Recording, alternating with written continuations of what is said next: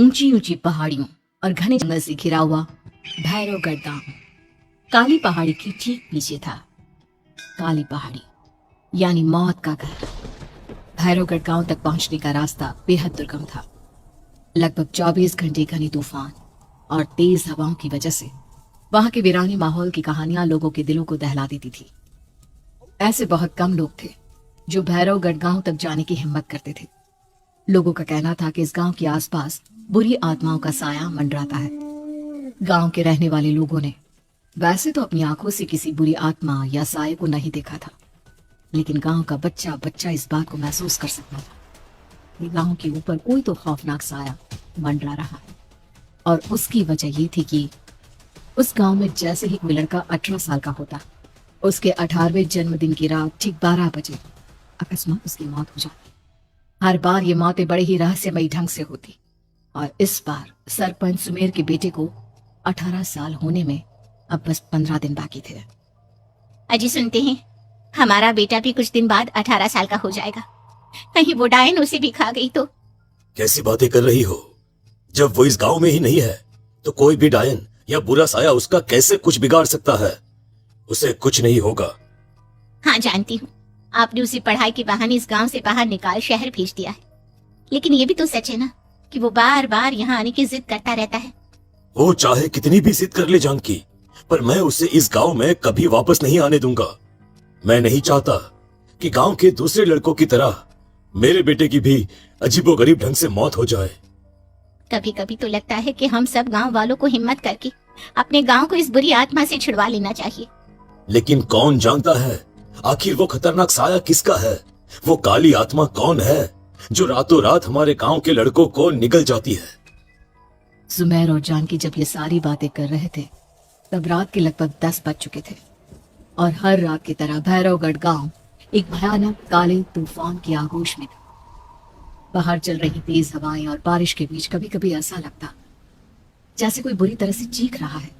किसी के तड़पने और चीखने की आवाजें गांव के कानों में बार बार टकराती, पर वहां रहने वाले किसी भी औरत या आदमी के अंदर इतना साहस नहीं था कि वो अपने घर से बाहर कदम रख के उन आवाजों तक पहुंच सके।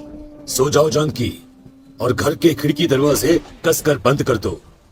अब जानकी सब खिड़कियां ठीक से बंद करने ही लगती है कि तभी उसे अपने घर के दरवाजे पर जोर जोर से खटखटाने की आवाजें सुनाई देती है।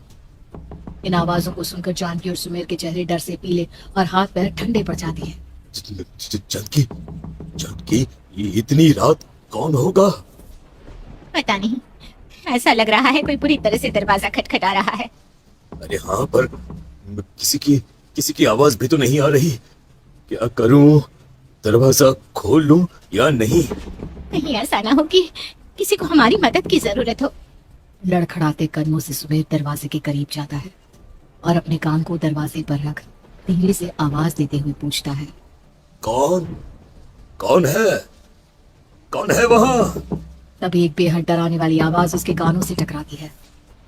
दरवाजा खोलो, दरवाजा खोलो, वरना आज की रात इस गांव में कोई जिंदा नहीं बचेगा। मैं जानती हूँ तुम्हारा बेटा 18 साल का होने वाला है। अगर उसकी जान की जरा भी परवाह है तो दरवाजा खोल दो। इस आवाज को सुनते ही सुमेर घबरा कर पीछे हट जाता है और जानकी को पूरी बात बताता है। नहीं, वो डायन हमारे घर तक तो नहीं पहुंच गई। अब हम क्या करेंगे? मुझे दरवाजा खोलना ही होगा जानकी। मेरे पास अब कोई रास्ता नहीं है। इतना कहकर सुमेर डर से अपनी दोनों आंखें कसकर बंद करता है और कांपते हाथों के साथ झटके से दरवाजा खोल देता है। तभी किसी के जोर से हंसने की आवाज सुमेर और जानकी को सुनाई देती है।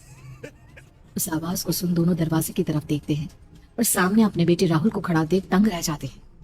राहुल के हाथ में उसका मोबाइल होता है जिसमें से वो आवाज बज रही थी। ये क्या मजाक है? और तू यहाँ, तुझे मना किया था ना गांव में आने को, समझ में नहीं आता क्या? 18 साल का होने वाला है तू।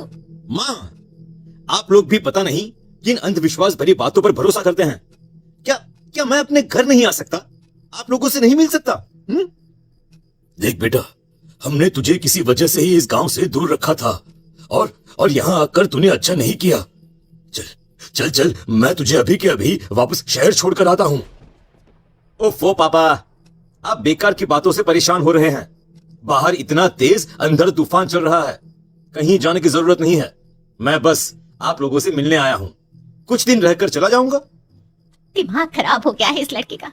नहीं जानता कि इस गांव में ये सुरक्षित नहीं है। किसने कहा था तुझे यहाँ आने को? ये आवाजें सुन, बाहर से जो आवाजें आ रही है तुझे सुनाई नहीं देती क्या? अरे माँ, जब जोर से तूफान चलता है, तेज हवाएं चलती हैं, तो इसी तरह की आवाजें आती हैं। ये बहुत नॉर्मल है माँ। नॉर्मल होगी तेरे लिए बेटा। 4 दिन शहर में पढ़कर आया है तो अपने माँ बाप की बात नहीं मान सकता। माँ, मुझे अभी बहुत जोरों से भूख लगी है। पहले कुछ खिला दो, और रात भी बहुत हो गई है। हम इस बारे में कल बात करते हैं, ठीक है? राहुल के वापस आ जाने से जानकी और सुमेर की आंखों की नींद उड़ गई थी। खाना खाने के बाद राहुल तो अपने बिस्तर पर जाकर सो गया, लेकिन जानकी और सुमेर पूरी रात उसके कमरे के बाहर पहरेदारी करते रहे।